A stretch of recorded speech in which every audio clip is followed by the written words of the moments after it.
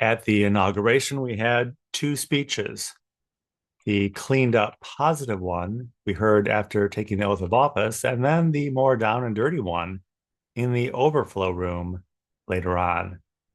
There's a positive conversation going on in our heads and also a negative one. We have our hopes and dreams and our fears and laments. We form our opinion. It's sometimes in opposition to what's appropriate. It takes a positive and a negative charge to make lightning strike. This tension can sometimes spill over into the world. At the interfaith prayer service at Washington National Cathedral, a plea for the poor was heard as an admonishment and a condemnation.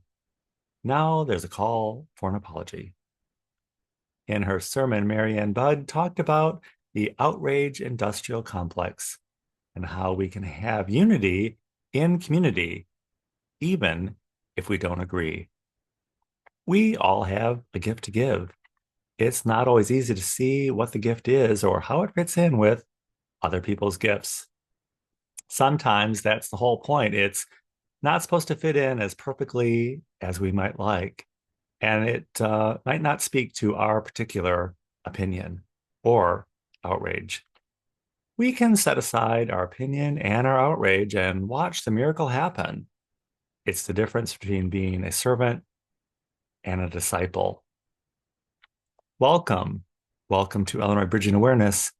I'm Stanley Smith. At Illinois Bridging Awareness, we're watching out, looking out at the world around us, and then responding in various ways. During the pandemic, our group had the natural inclination to resist, while others felt compelled to go along. It's just a matter of how your buttons get pushed and which energy you want to act upon.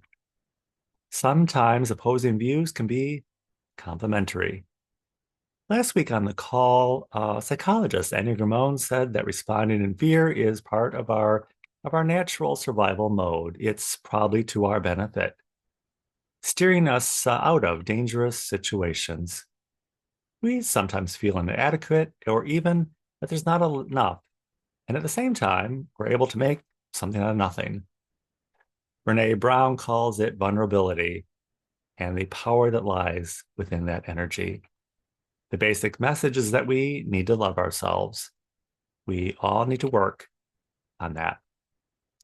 Societal and cultural pressures hold in check the narcissist, but only 1 in 20 people in society are narcissists. So a lot of these pressures are not intended for us, but we abide by them anyway because we want to be nice and we want to be appropriate. Plus, it does help build community by including as many people in the circle at one time. During the pandemic, I entered into the circle of Washington National Cathedral, and I feel in community with many of the people there, including Marianne Budd.